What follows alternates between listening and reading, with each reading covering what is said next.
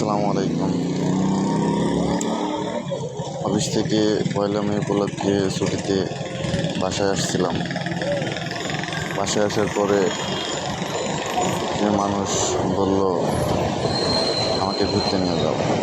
এখন আমার বাসা উত্তরপুরে, ঘোরার তেমন জায়গা নাই, তাই আমাদের গ্রামের ভিতর দিয়ে জগদীশপুর বাউল হয়ে আমরা কোটচাঁদপুর প্রজেক্টে যাব,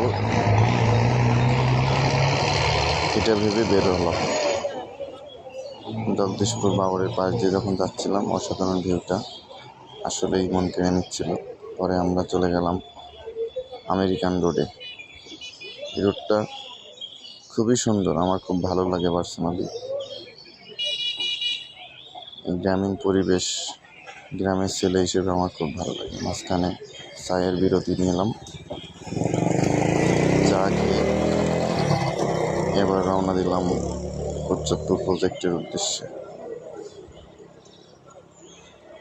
মাঝখানে আমি একটা সেলফি ভিডিও নিচ্ছিলাম, যদিও এটা রিস্ক, তারপরও ভালো লাগছিল। চলে আসলাম কোটচাঁদপুর প্রজেক্টে। কোটচাঁদপুর প্রজেক্ট এমন একটা জায়গা, যে কেউ আসলে বিকেলবেলা খুবই ভালো লাগবে। খুব সুন্দর ভিউ। চলে আসলাম অবশেষে কোটচাঁদপুর প্রজেক্টে। পরে ঘোরাঘুরি শেষ করে সামান্য একটা ভিডিও নিলাম, পরে দাঁড়ালাম।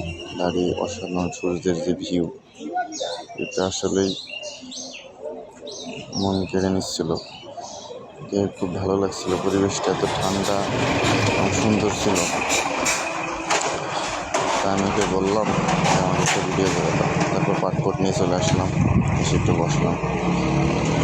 ভিডিও শেষ করে ঘোরাফেরার মাঝখানে আমি চলে গেলাম আমাদের টার্গেট ফ্যাশনের কোটচাঁদপুর শাখা ভিজিট করতে। এটা অনেক বড় আউটলেট। আমি এর ম্যানেজার হিসেবে আছি, বিদায় ভিজিটটা শেষ করলাম। শেষ করে আমি বের হলাম বাসার উদ্দেশ্যে। অবশেষে বাসায় চলে আসলাম। আসসালামু আলাইকুম। আপনারা সবাই ভালো থাকবেন, সুস্থ থাকবেন, আমার জন্য দোয়া করবেন।